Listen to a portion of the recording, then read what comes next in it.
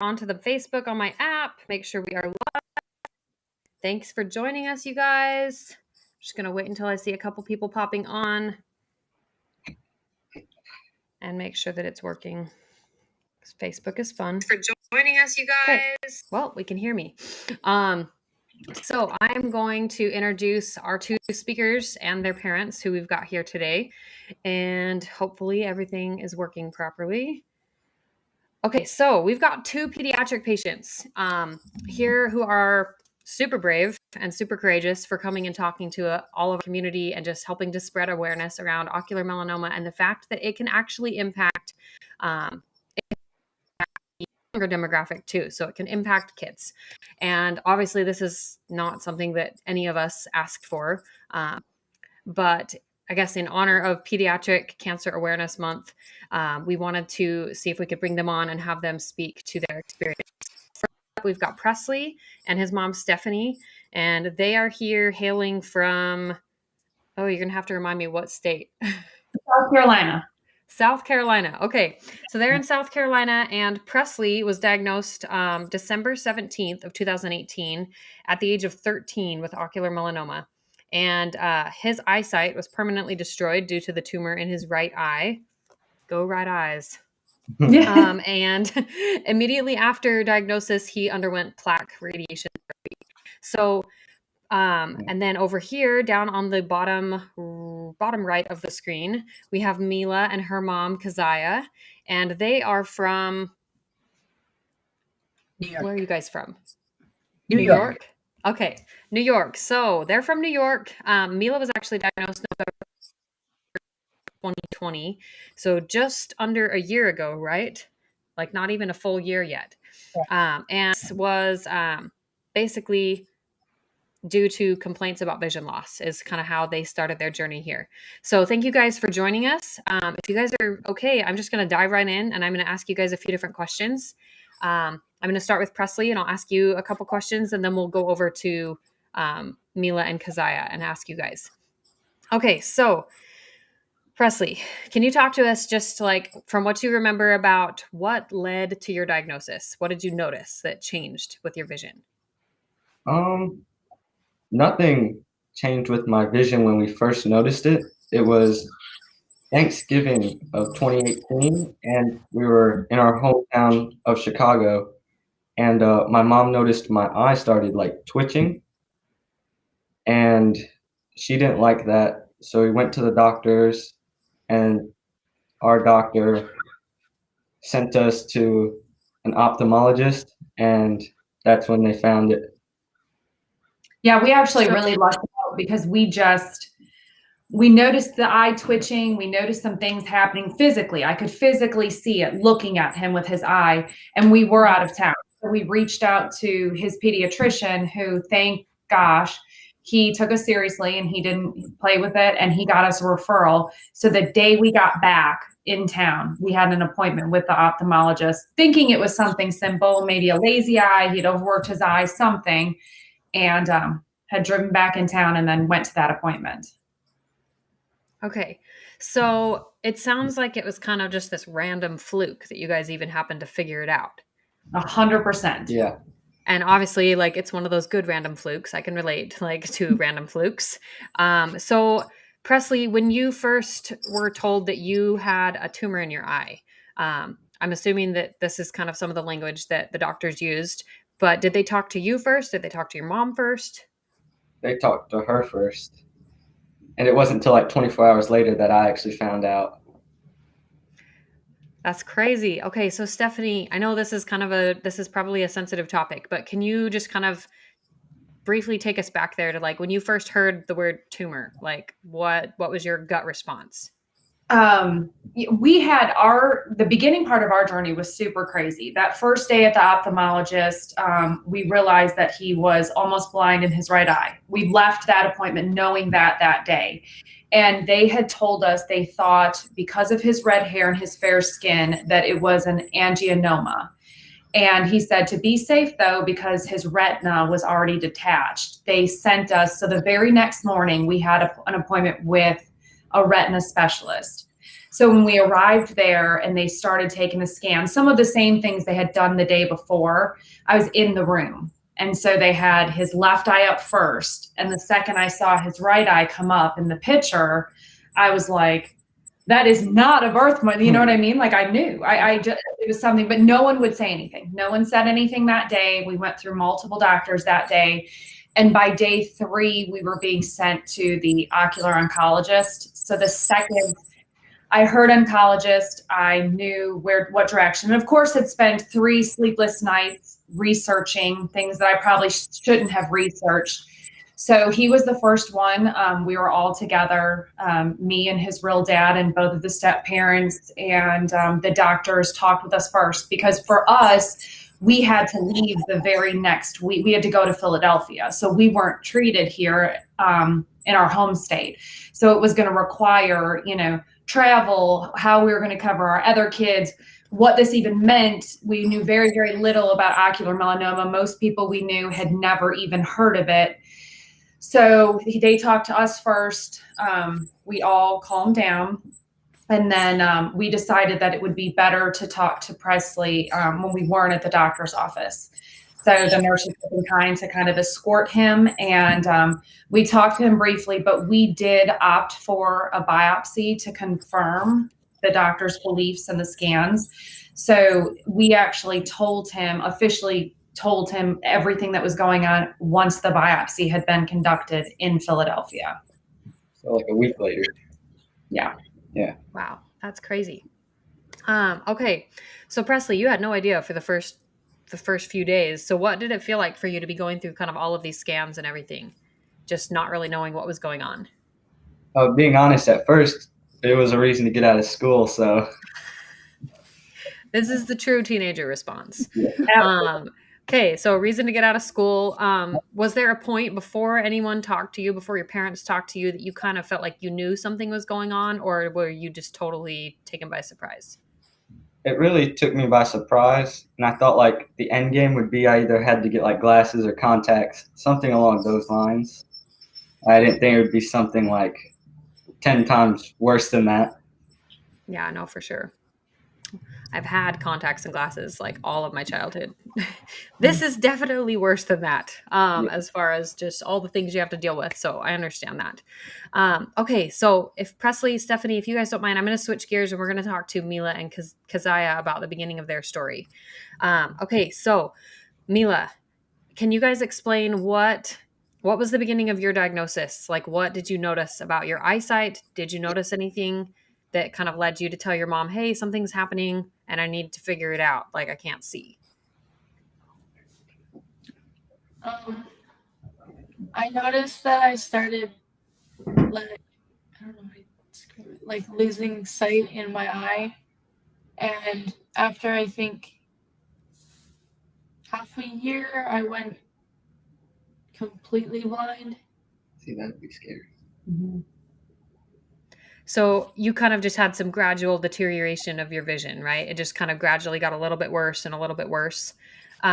So Keziah, can you remember roughly when, after the vision loss was being experienced, you guys were able to actually like nail down a diagnosis? So I think she started complaining in about August of 2020. And she'd say, oh, like, I can't see. She wasn't complaining of like complete blindness, but just saying she couldn't see as well. And honestly, I kind of pushed it off. She's never had vision problems. So then we made appointments with the eye doctor, but they got pushed back a couple times because of COVID. We went on November 30th and we went to our local eye doctor. They did an eye exam. They dilated her eyes, and her vision at that time was 22/50. But they told me that nothing was wrong with her eye. And I'm a nurse, and I was like, she's blind in that eye, but there's nothing wrong. Like that's not even possible. So honestly, they were kind of rude to us. So I asked for a referral to a specialist because I said, if she can't see out her eye, it's a problem. So 6 weeks later, in January of 2021, we went to Albany. Obviously it's our capital. So we went down there, and it was a pediatric ophthalmologist looked at her eye, and he freaked out. he was like, her retina's detached. And he's like, you're from 2 hours away, correct? And I said, yes. And it was 4 p.m. on a Friday. And he's like, you can't leave right now. And so I was like, all right. And I looked at Mila and I said, oh, your retina's detached. That's, I know that's a medical emergency. That's why you can't see. Like, it's just going to have to be fixed. Not a big deal. So they immediately sent us to a retina specialist. We went there, and when we got there, it was like 5:00 in the evening on a Friday. And as soon as we walked in the door, they like grabbed her and they're like, we're taking her for pictures. I was like, okay. And I'm still thinking like, yeah, whatever, they're doing their thing. And we went in the room and they were doing an ultrasound on her eye when I walked in. And I, was just sitting there looking, and I had actually behind the doctor had taken a couple pictures of the ultrasounds because I was like, the medical part of me was like, this is really cool. And then honestly, I asked to go to the bathroom because we had, been on the road forever. And as I was walking through the waiting room to the bathroom, like I could feel something behind me, and I turned around and the doctor was standing behind me. And I said, can I help you? And he's like, there's a mass in her eye. And I said, okay. And then he goes, it's pigmented. I said, okay. And then he's like, she's got cancer. And I was like, oh. And he just like blurted it out. Mila was still in the room, so she didn't hear any of this. Mm-hmm. And being a nurse, I knew that if this doctor is just going to blurt it out and say it, then that's what he feels, because they don't do that. Usually you get the runaround of couple days, couple doctors, couple tests, couple this. There was none of that. So I actually went into the bathroom and I called my boyfriend, who was out in the car because of COVID. And I'm like freaking out. I'm like, they just said she has cancer. And like, so we ended up leaving that day. He asked me, where do you want to go? Do you want to go to Boston, Philadelphia, or New York City? You need to pick right now. And I said, well, we'll go to Boston because I'm from Massachusetts. And we had a 2.5 hour ride home in the car. So Mila's in the back seat. Like, I don't know if she's paying attention or not paying attention or what she heard or didn't hear. I couldn't speak. I didn't want to say anything to my boyfriend because I didn't know what she knew. So it was an extremely long, quiet ride home. We got home and I didn't tell her. I waited. We ended up going to Boston, I think on Wednesday, like the following Wednesday. And that's the morning we went is when I told her. She knew she had a mass in her eye, but she didn't know it was cancerous. And honestly, like I wasn't trying to put it off because obviously I had a terrible weekend of just like crying and, looking everything up and just, it was awful. And she didn't see any of that, but that morning I knew they were going to tell her, like at the oncologist. And I just said, Mila, that mass in your eye, it's cancer. And she was like, I kind of had a feeling. Like, I think I don't know if she was looking up on her phone or, you don't know what they're looking up as well. So we went to Boston for sure. And they confirmed it. They didn't recommend her to have a biopsy because she also has a bleeding disorder. And the doctor was really worried that if they biopsied it, there would be a problem with bleeding. In hindsight, I almost kind of wish they did do it, but I get she had to have infusions before and after surgery and everything. So she wasn't a good candidate for plaque therapy because it was right up against her optic nerve and they were going to have to irradiate her optic nerve anyway. So she had proton beam therapy. So she had to go in and have surgery and they placed some rings behind her eye and then she had 5 days of radiation. And she actually tolerated it pretty well. And I think you did good. You did a good job. It was a long journey, just like Stephen Presley, like had to go to a different state. Her oncologist is in a different state. We go to Vermont to see a pediatric oncologist. So a lot of travel and a lot of and same thing, I have other children and your job and just trying to figure out everything you're going to do. And also just honestly, I give Mila information in very small doses and I'll ask her like, with surveillance, do you want to know why they're looking at your abdomen? Do you want to know why? And sometimes she says yes, sometimes she says no. And if she says no, I don't tell her. And I said, if you ever want to know, just, come find me and I'll tell you. Yeah, for sure. So you guys said you had proton beam therapy. And Presley, what did you end up having done as far as your treatment options? Plaques radiation. Okay, so you had the plaque disc. Did you feel like, I know from what your mom described, your tumor was pretty large, Presley. Mila, Keziah, do you guys know roughly how large Presley's was? Or sorry, Mila's?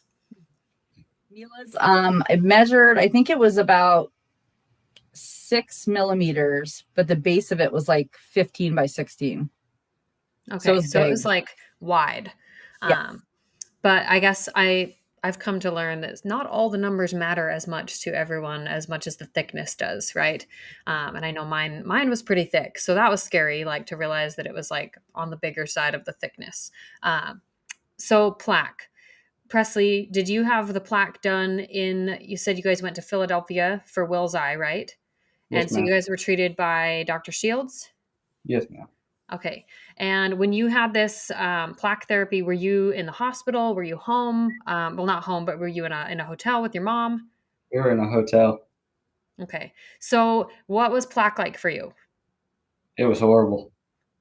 It was horrible. Hey, friggin' man. I like every time I ask this question, I'm like, and somebody's like, oh, it wasn't that big deal. I was like, what are you saying? This was a huge deal. This was like a freaking piece of metal in your eye. It's not a no-brainer, no big deal.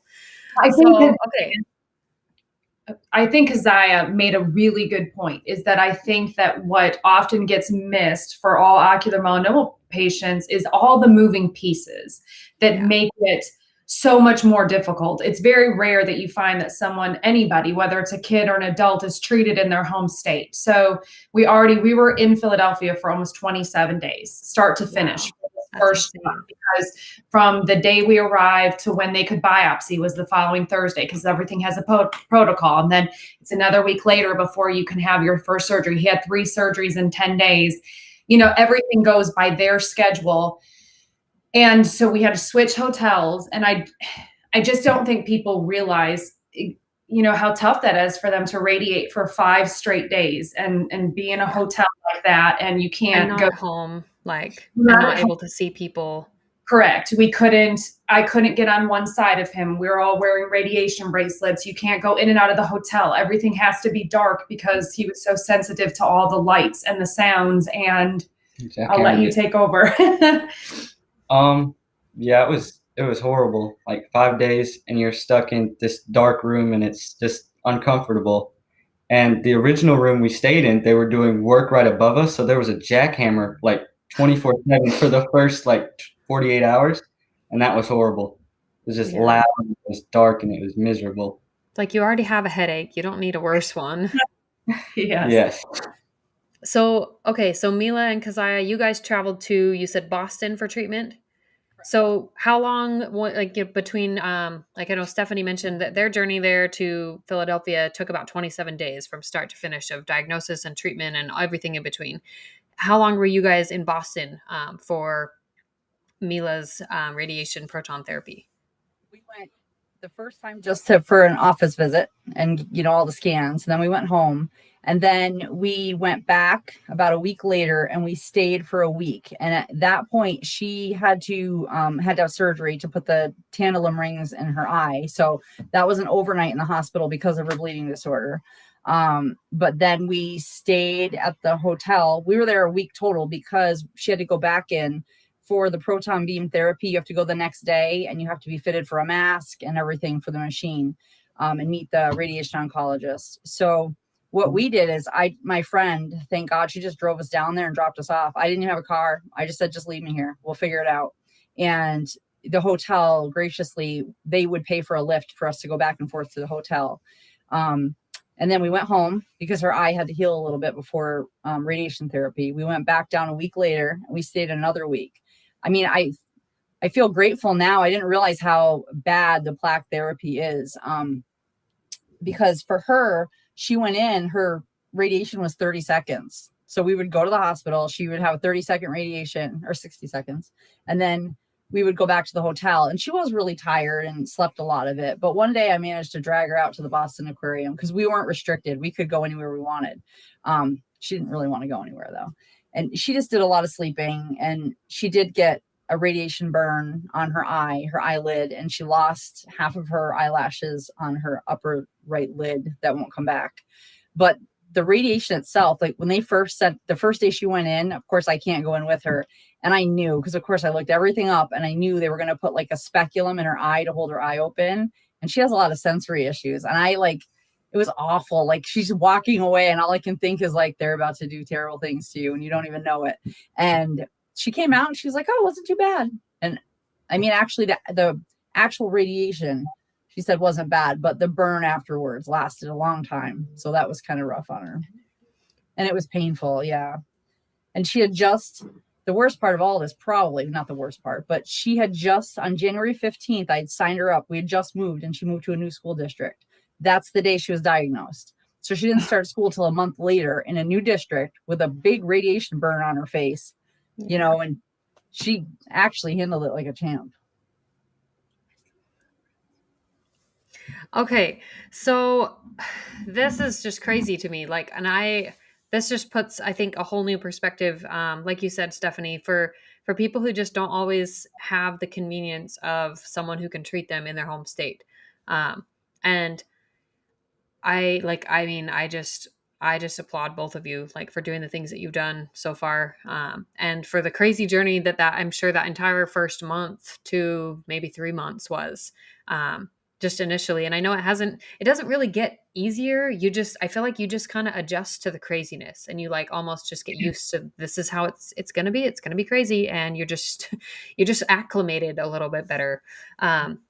So, okay. This is kind of a little bit of I guess, just for the sake of, before we get into some other stuff, Mila, you mentioned you guys did not end up having a biopsy due to the bleeding disorder. Presley, did you have a biopsy done? Yes, ma'am. And are you comfortable sharing the results of that biopsy? Is your mom comfortable? If you're not, it's okay.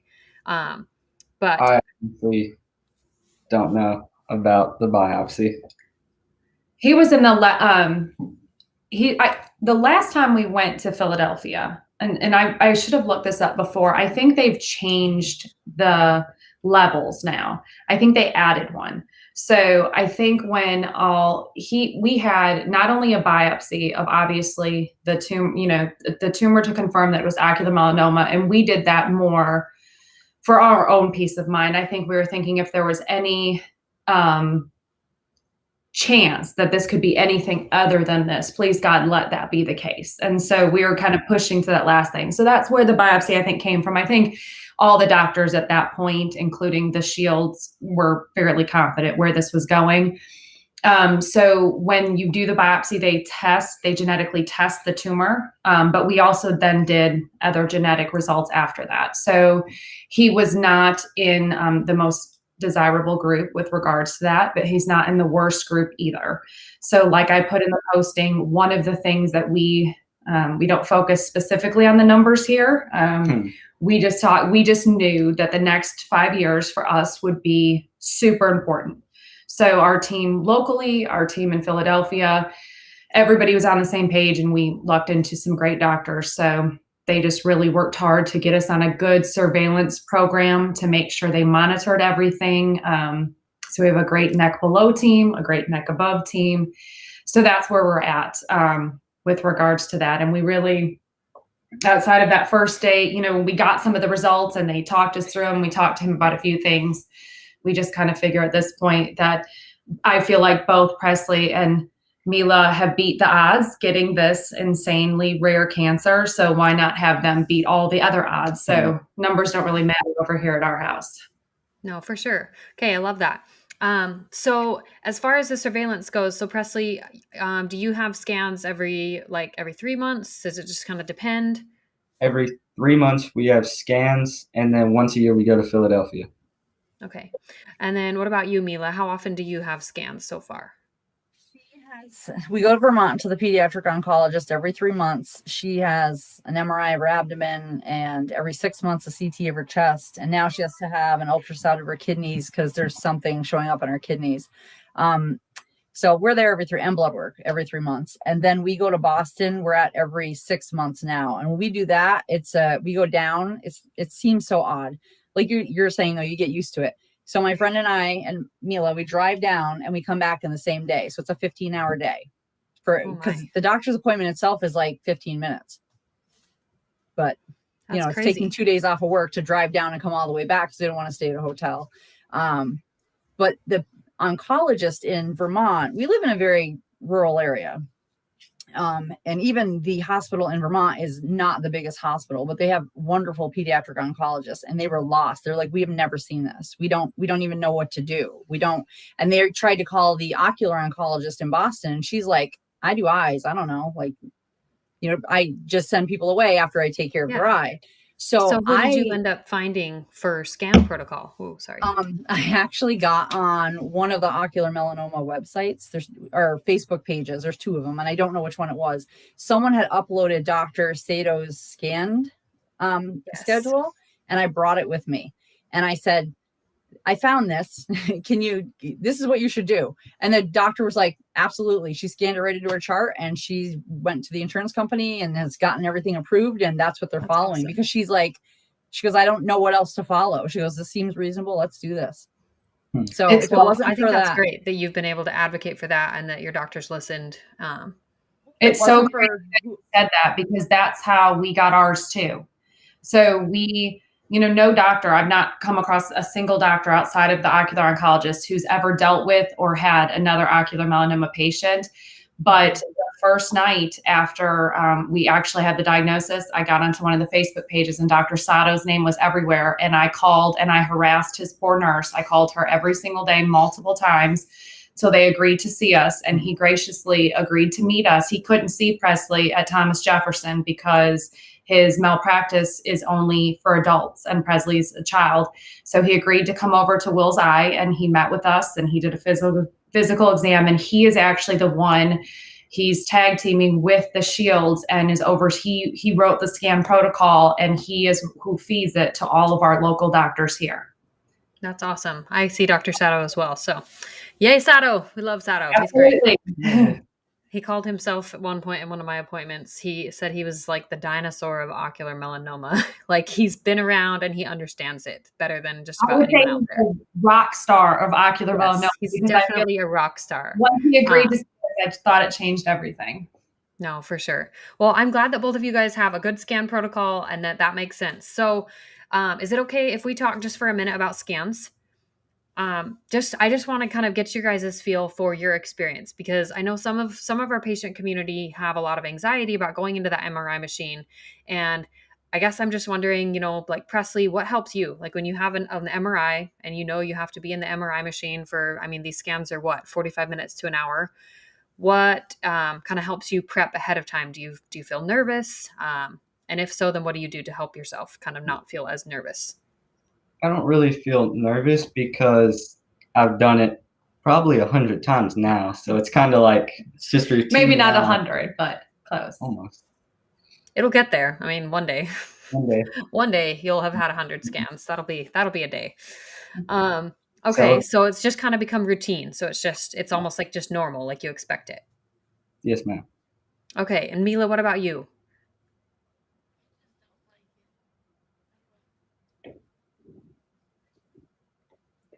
Oh, hold on. I can't hear you. I don't like it. Okay, I think you said I don't like it. Is that what you said? She doesn't like the IV part of it. I don't like any part of it. So they're really good over there, though. They do the labs and they do like her CT. They'll put the IV and draw the labs at the same time. They give her the numbing thing to put on there first. They're great. Yeah. No, they're not. And no, they're not. She's lying. Well, Mila, what's your experience? Like, what does it feel like for you? They never get the IV the first time. Never. One time I had to do it 9 times because I couldn't do it. Goodness, that's a lot. No, it's gone now. Finally, I had a bruise from a bad blood draw, and it was just like a blown vein, and it's not fun.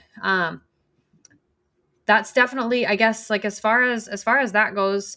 I don't know what this feels like to be a kid, and with the nurse who's doing the MRI and who's doing the IV.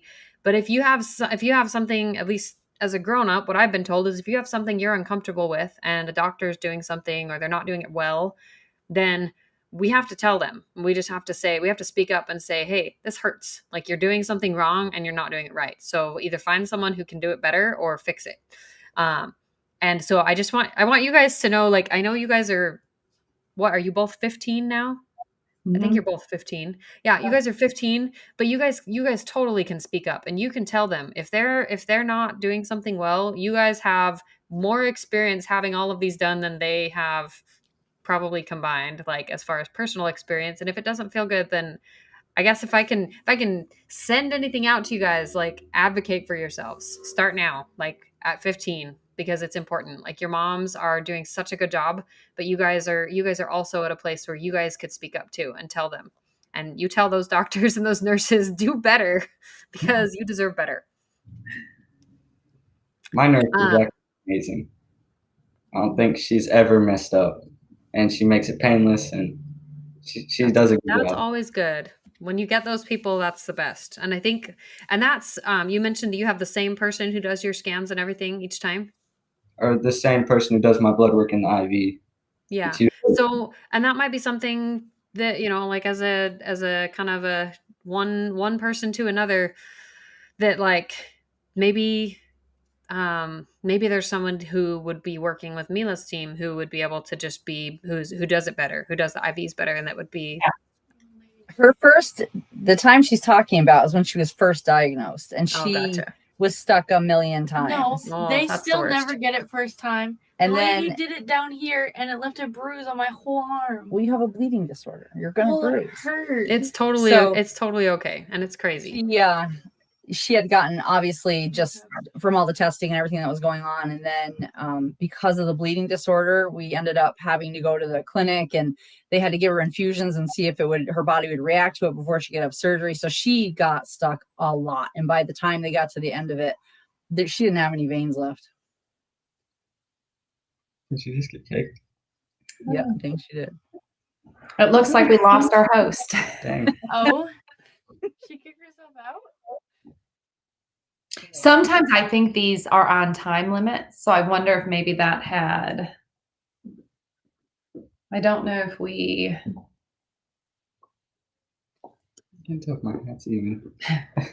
Well, I'll ask a question. Presley, how did you feel like you were affected at school? Like after you were diagnosed and went back to school afterwards, did you was anything different, or did you feel different? So actually, my school just did everything to help. Like my teachers and everybody, they were just so amazing, and they made it really, really easy for me. Like I skipped almost half of the year, and they just made it really easy for me. When I came back, everybody was super nice. I think he was super, our community really, I think this was such a shocking thing to happen. And unfortunately, there's several other kids that are battling different types of cancers in our community. So I think that there was just a lot of awareness. So he definitely felt supported. But I will say, as his mom, that I think that he didn't love, he has struggled with trying to be him and not just be like, oh, that's the kid that has that eye cancer. You know, I think that's something that he struggles with, is being, we're so grateful and thankful. And that's something that, I or you have not ever dealt with as their parents, it's a hard, a hard line there. Yeah. I think with her moving schools, it was really hard because she went back and didn't know anybody. I can't imagine. She did tell me one story where, she had just went back to school and she had this radiation burn and she didn't know anybody. And I guess they were in health class talking about chronic issues. And one girl was like, oh, I have a chronic issue. I have Crohn's disease. And then she looked at Mila and she said, what's wrong with your eye? And Mila's like, oh, I have cancer. It's nothing. And everybody in the class turned around and looked at her. She looked at me like I died and came back to life. That was Skylar. But, she was just very... She's back, by the way. Oh, hi. You guys are awesome. I'm so glad that you guys kept talking. I have no idea what just happened. And I'm hoping it doesn't happen again. But I'm on again, and my internet died just suddenly. So we're on my phone and we're crossing fingers that it's gonna work. So we made it work. I know, it's crazy. Well, what were you guys just talking about? Just so that I'm up to speed for a sec. Life at school after it happened. Life at school after that. Perfect. This is what I was going to cover next. So thank you for keeping that going. And hopefully, I'm just crossing fingers the audio stays good and everything kept going. But we're gonna cross our fingers. So I guess I will just let you guys keep going. Wherever you guys were talking about, what school is like and what things have changed, if friends have treated you differently, or if this has kind of affected friendships? All my friends are super nice. Everyone's really nice. Like, I don't think anybody's said anything or been even slightly rude about it. I kind of get treated like a king, and it's kind of nice. Everybody's so nice, and it's amazing. Oh, it looks like we're having internet connections. There we go. They're back. Perfect. Mila, what about you? How has school been? Have you, like, it's been trickier for you just being at a new school right after diagnosis? I don't like it. I've been bullied every day since I switched schools. Schools. I don't have any friends at my school. I still don't know anybody. I don't know. That's it. There's nothing else. It's just not fun. Like, it's not fun to be by yourself. But my guess is that there are some good people out there that you could become friends with, or that could become friends with you. And maybe now you know Presley. Now you have you have a virtual friend. Friends, absolutely. Virtual friends still count, FYI. They totally still count. All right. She just started because school just started, obviously. She's taking 9th and 10th grades together. So she's in a smaller classroom with like 13 kids, which I think is a good thing, because it's 13 kids that are like kind of falling off the path one way or another. And now they're getting them all back on the path. So they're, going to take 2 grades at once. So she's going to have 13 kids, whether she likes or not likes them, that she's going to get to know really well, which is good. 14 kids, sorry. 14 kids. That's okay.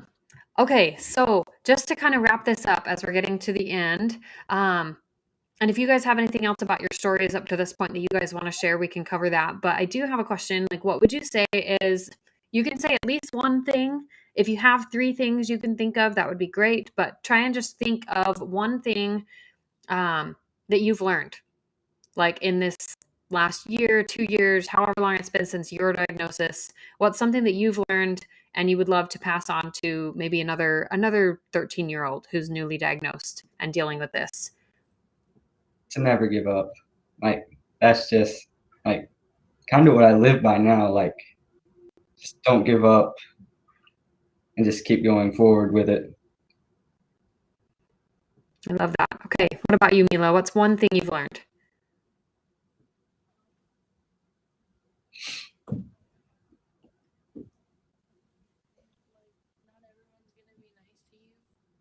Oh.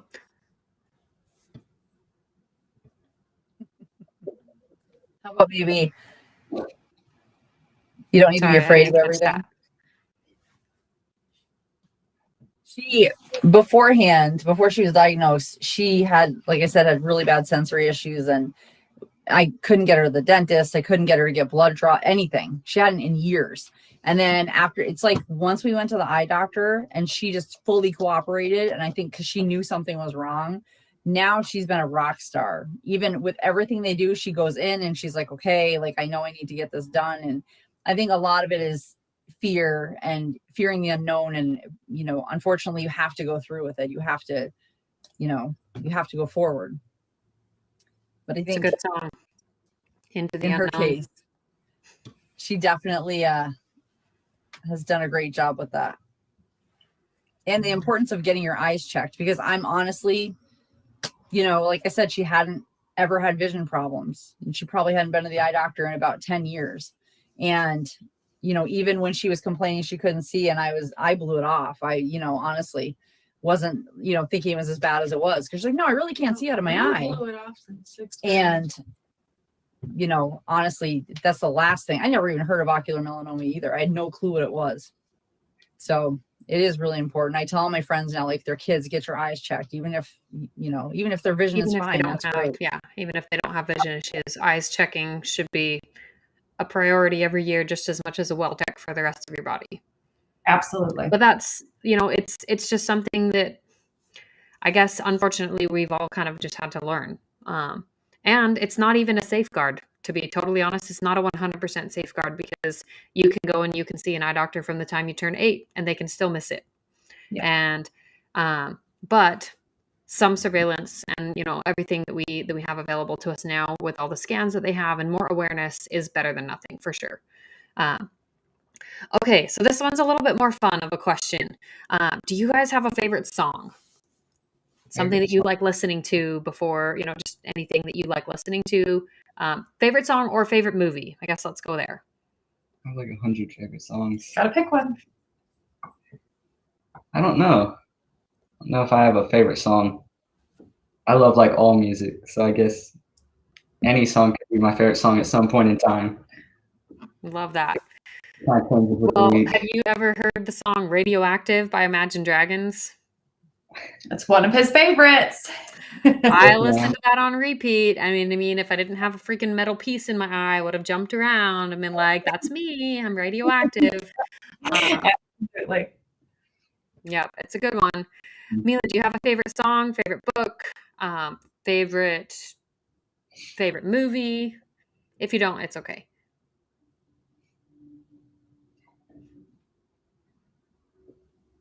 Well, when I was 13, and 15, I loved Harry Potter. But I think that must not be as cool anymore because not as many people know who Harry Potter is. Keziah, if you have a favorite song that's helped you, then you're totally welcome to share as well. Oh, I don't. I'm like Presley. I listen to everything. Absolutely everything. Well, I love that. Music, I definitely have found helpful in just kind of navigating the stress. Trying to think if there's anything else that I want to cover. I'm just feeling nervous about my internet connection because it's looking all weird. I guess as parents, Stephanie and Keziah, what's one thing that you have learned and that you would like to pass on to some other parents who are in your shoes, unfortunately? To parents in our shoes? Yeah, so just parents of someone, who's a parent of a child with ocular melanoma. I mean, I could write a book of things I'd like to pass along because I was helped by so many ocular melanoma patients because that's the only place that you can get this information from. And had it not been for those groups, this would have been such a different journey. I think for me, the thing that has changed the most since this all happened is I would have told you, had you asked me, 2.5 years ago, we were a fun family and we did all these things and we spent time together. And then when something like this happens and stops you, time becomes different. The value of time becomes very, very different. And I think it caused all of us to slow down in our family prior to the quarantine and really look at that and what we were going to invest and spend our time in and the things that were important. And we reevaluated everything and we just kind of made some new goals and some new priorities and we've stuck with them because we learned really quickly that we're not always promised tomorrow. We're not promised good tomorrows. And we've had a lot more good tomorrows than bad tomorrows, which has been good.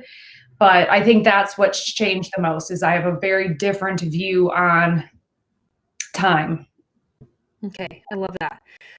Keziah, what about you? What's changed the most or what's something that you've learned that you'd like to pass on? Definitely the exact same thing about time and about, it sounds kind of silly, but like money. I'm like super, I'm always worried about money and I work a lot and, but then Mila would want something. Like she really wanted to go to Hampton Beach this summer. And I was like, oh, it's going to cost so much money. And then I was like, seriously, what, really? We went to Hampton Beach and we went in the middle of a hurricane and we spent a lot of money and we had a great time and we didn't care. But it was a point of just living more presently. And then I think too, you have to have like your main support people. When she was in the hospital that night, she was out sleeping and I'm looking over and she's got this huge patch on her eye and I'm just alone and I'm in Boston and it's snowing and I don't even have a car, like just her and I, and she's sleeping and she just had the surgery. And that was probably my lowest point where I actually have 2 friends that had children with Wilms tumors and their children are grown and fine at this point. And I messaged both of them. I made a group chat and I was just like, I can't do this. How do you do this? Like, how do you do this? And you were the only two people I know that honestly can even understand what I'm going through right now. And they were great. But it's finding that support. Like, you do have your, you know, your significant other, your sister, your brother, whatever. But I think too, just trying to find, and you know, this was before I knew about the Facebook support groups or anything, but just having people that you can go to when you're really, as a parent dealing with this, when you're really a wreck, because you don't show your kids that. You just don't. No, I mean, sure. that's the things you do in private because you don't want to scare them, or you don't want to, you know, make anything worse. The whole time. Well, So, I can definitely understand that, because I mean, just for me, like any of the things that I'm feeling, I sometimes feel like it's almost like there's a part of this as you're newly diagnosed, and just as you go through everything, if anything, and you know, anything that changes, there's kind of just this part of you that has to compartmentalize so that you can do life and you can be present with school, you can be present with your kids, you can be present as a parent if you're a parent. And so there's I think a lot of value to being able to just kind of learn over time how to compartmentalize and just kind of put cancer in a box and just say, okay, I'll sit with you later. I'll deal with you later. I'll be sad about you later. But right now I need to do life. I need to be present with the people that I have. But that can be really tricky as a parent, especially because I mean, I feel like our emotions around our kids just kind of go like sky high. They go sky high and it's crazy. But for those of you listening who are not in the pediatric Facebook community, if you do have a child who has been diagnosed with ocular melanoma, then we have the pediatric ocular melanoma group. And I want to look it up to make sure I get it right. It's called Pediatric Ocular Melanoma, and it's run by some of the board members of Ocular Insight. So anyone is welcome to join that. Obviously, of course, you definitely need to be someone who's a parent of a child with ocular melanoma, but we do have the other support groups as well for supporting families, supporting patients. So you guys have found help in the support groups on Facebook, and obviously just in your support system. Oh my goodness, I had something else on the back of my brain that I wanted to ask you guys, and it was a fun question. And now it's gone. It'll come back to me, and it's going to be, unfortunately, at a random moment. Oh my goodness. so I'll say one thing. Yeah, we ahead, did the sorry. Relay for Life this year, and yes, that's what I was going to ask about. we had a team, and it's called Team Eyes on Mila. And so I was like, well, we should make shirts and we should sell shirts. And so Mila and I came up with this design. I'm actually wearing it, but I think people that have ocular melanoma will enjoy it. So it's a pirate with an eye patch. See it? Okay. Oh, there we And then go. on the back it says it's all fun and games until someone needs an eye patch. And That's amazing. That's an awesome we shirt. sold like 70 of my friends bought shirts. So they were all running around with these shirts on, and I don't know. We had a good time, but you know, in our area, there was only Mila and one other person that were pediatric cancer survivors out of everybody there. That's So crazy. So it Mila, is. you did Relay for Life, and you enjoyed doing that. I feel like I can't remember which of you posted about this in your post, but I wanted to ask you guys, if you could do anything in the next 5 years, like go anywhere, do anything, meet any person, if you could just pick one thing, I mean, and here's the thing, you can change this answer at any point in your life. This is what dreams are and goals are. They are the things that you get to say that make you feel happy to be alive every day. And you get to change your mind. If today you want to go to Disneyland and that sounds like the best idea, great. But if tomorrow you want to take a cruise to Europe, that's even better. Like, there's no wrong answers here. So I just want to ask you guys. So Presley, I'll have you go first. Presley, if you could go anywhere, do anything, what would you do in the next 5 years? I've always wanted to go to Hawaii, and I think like scuba diving in Hawaii would be awesome. Somewhere off the Deep coast. sea scuba diving. You got to do the deep sea stuff, otherwise you don't see all the cool stuff. That's awesome. I love that. Okay, I hope you get to take that Hawaii trip. Me too. I think that would be amazing. I'll send your mom some information about a a travel credit card that I've heard about. So I'll send your mom some info because I'm all about getting my trips paid for by just paying for what I already pay for in life, like groceries and gas. Okay, so Mila, if you could go anywhere, meet anyone, do anything, what would be one thing you would want to do in the next 5 years?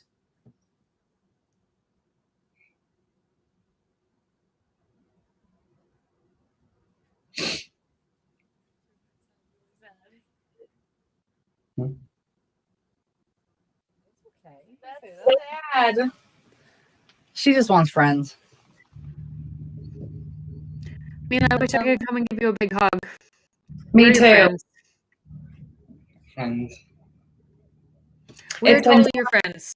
We will Absolutely. send all the friend vibes your way because you are an amazing person.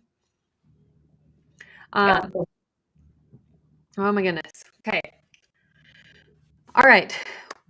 I don't think I have anything else that I wanted to cover. I'm sorry that the stream got interrupted, you guys. That was a little funky, but way to like do it awesome and just keep talking. You guys were great. Thank you guys. Thank you, Presley, for talking and just for sharing your story and for your optimism and your excitement. And Stephanie, just for the things that you talked about, for advocating for your son and for other patients to just know, like, this is not a walk in the park. This is not an easy thing to go through as a family. And Mila and Keziah, thank you, like, just for talking and for sharing and just talking to us about what your experience has been like and just being real. I feel like that's such an important thing. Is that people just understand this is not a walk in the park. There's hard stuff, and it's okay to be frustrated by it or to feel like there's just not really much that you like about it. So, all right, I'm gonna let you guys go. So I'm gonna end the live stream. Thanks for joining us, you guys. Thank you so Thank much you. for having us. It was so good seeing you guys. Mila, we'll be in touch. I know. Well, Everybody wave. We'll say bye to Facebook.